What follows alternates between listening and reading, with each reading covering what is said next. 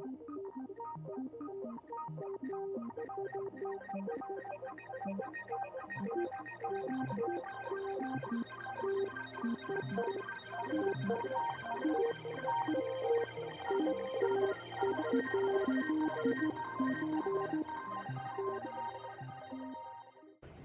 वालेकुम जी, मैं असद रहमान। आज के मौजू के साथ आपसे महव गुफ्तगू हूँ।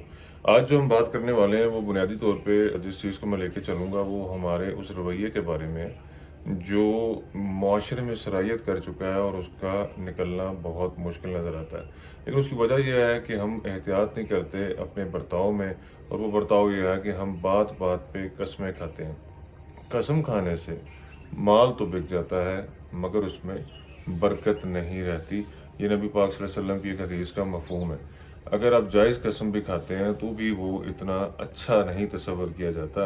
अगर आपको दलाइल देने पड़े और साथ साथ बात में वज़न डालने के लिए आपको जो है वो कस्में खानी पड़े, तो ये कोई बहुत अच्छी बात नहीं होती। होना तो ये चाहिए कि मुआशरे में सच होना चाहिए। होना ये चाहिए कि जब हम बात करें तो लोग उसको तस्लीम करें। कामयाब माशरे जो होते हैं दुनिया भर में, उसमें सच को प्रिवेल किया जाता है, हर बात को सच समझा जाता है और लोग सच बोलते भी हैं। लेकिन अनफॉर्चुनेटली क्योंकि माशरे में झूठ बहुत ज़्यादा बोला जाता है, और ऐसे झूठे माशरे में, या यूँ कहें कि जब बात बात पर झूठ बोला जाए, लोग फिर अपनी बात का यकीन दिलाने के लिए कस्मों का सहारा लेते हैं। अल्लाह ताला की सख्त नाराज़गी है उस शख्स के साथ जो झूठी कस्में खाता है, और आखिरत में आपको मालूम है कि इन सब चीज़ों का फ़ैसला भी होना है। तो मैं समझता हूँ कि बात में बात हमें जो कसम खाने की आदत है, फिर एक और जगह ये भी बयान किया जाता है कि कसम अगर खानी भी पड़े तो अपने रब की खाई जाती है।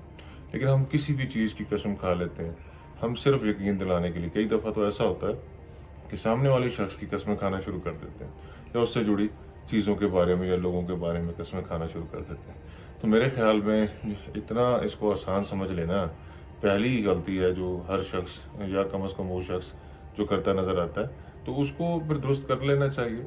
हमें क्यों ना अपने आप को दुरुस्त करके इस चीज़ से निजात हासिल की जाए कि हमें कसम ही ना खानी पड़े। हमारी बात पे लोग बिलीव करना शुरू कर दें, तो फिर हमारा जो रहन सहन है, जो हमारा तौर तरीका है, वो दुरुस्त होना चाहिए। अब सौदा लेने जाते हैं बाज़ार में, जब बारगेन में जाते हैं और फिर नौबत ये आती है कि आप मज़ीद तफसील में जाते हैं, तो फिर दुकानदार या तो कसम खा रहा होता है या ख़रीदार कसम खा रहा होता है कि मेरे पास तो बस इतने ही पैसे हैं। और इसी तरह बहुत सारे दीगर मामलात में, लेन देन के मामलात में हम कस्में खाते नज़र आते हैं। मेरे ख़्याल में इस आदत को तर्क करना चाहिए।